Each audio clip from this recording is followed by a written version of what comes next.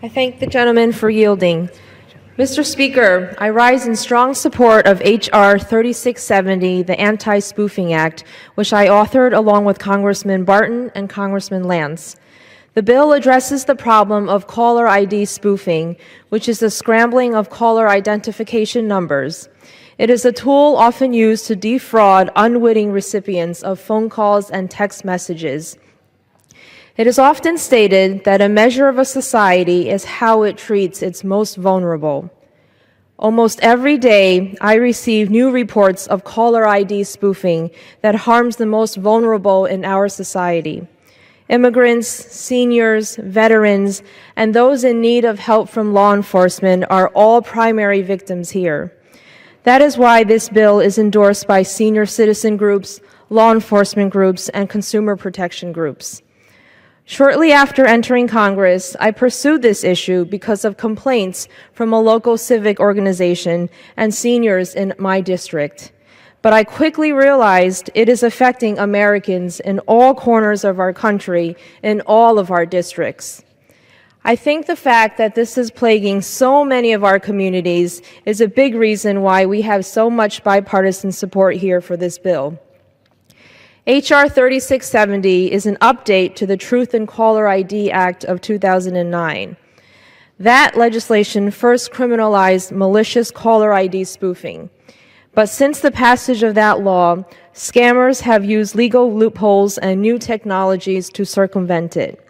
Thus, malicious caller ID spoofing is on the rapid rise again. So it's time to strengthen and tighten existing law and shut down the routes by which it is being circumvented. And that's what our bill does. H.R. 3670 sets forth 3 important changes to current law.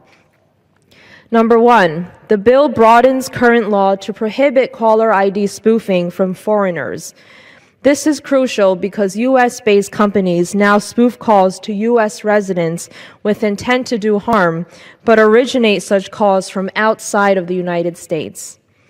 Number 2, the bill broadens current law to include new internet-based voice-over IP services that enable callers to make outgoing-only calls from computers and tablets to mobile and landline phones. This is a technology that was undeveloped in 2009 when the Truth in Caller ID Act was adopted, and therefore unaccounted for in the law. But it has now grown and has contributed significantly to the caller ID spoofing problem.